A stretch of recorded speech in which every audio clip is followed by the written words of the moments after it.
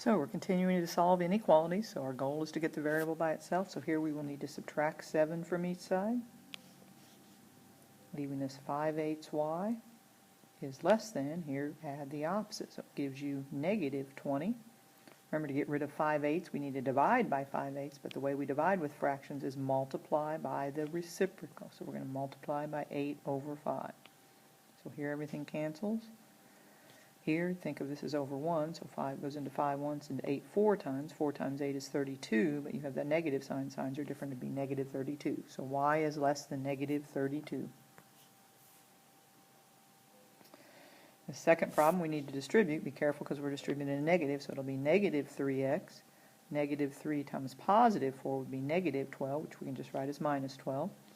Here we're distributing a negative, so that would be negative 2x, and here, this is the tricky part, remember, a negative times a negative would be plus 6.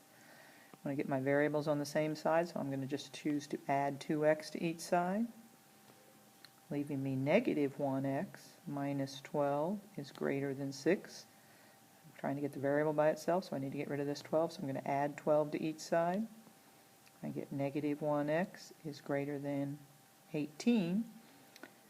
Can't have negative 1 there, so we're going to divide by negative 1. Remember, I'm dividing by a negative, so I must reverse my inequality symbol, and it would give me negative 18. So x is less than negative 18.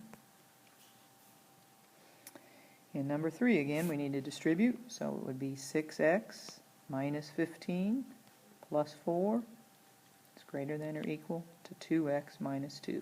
Now you should notice that we can simplify this side. Remember, it's negative 15 plus 4, so that would make this negative 11 is greater than 2x minus 2. So now we need to get x's together, so I would need to subtract 2x from each side. Get 4x minus 11 is greater than negative 2. Add 11 to each side. 4x is greater than, the signs are different, so I need to subtract my numbers, and it would be 9. Divide by 4.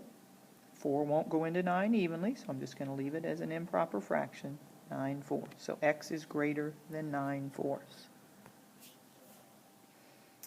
And we have a word problem. Again, make sure you always define your variable. 3 times the sum of a number and 5 decreased by 7 is at least 20, so really it probably should say find the numbers, or numbers in this case. So x equals a number, it doesn't talk about specific things, 3 times the sum of a number and 5. So sum means I have to add, and then I want to take it times 3, so I must have my parentheses. If you don't have those parentheses, you will miss it. Decrease by 7, well, what would that be? That would be minus 7, is at least 20. So the smallest it can be is 20, so it could have to be greater than or equal to 20. So we distribute, we get 3x plus 15 minus 7, greater than or equal to 20. I'm going to simplify over here because I have 15 minus 7, so that would be plus 8.